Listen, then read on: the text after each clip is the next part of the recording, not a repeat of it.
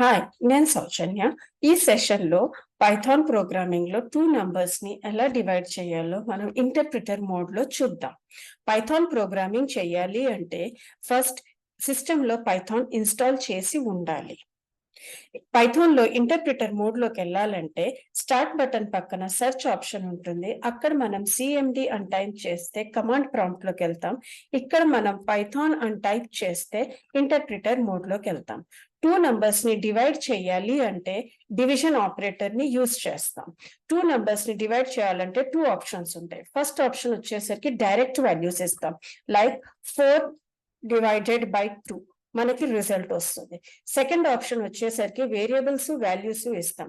For example a is equal to 4, b is equal to 2. ఇక్కడ మనం logic ని apply చేస్తాం. c is equal to a divided by b.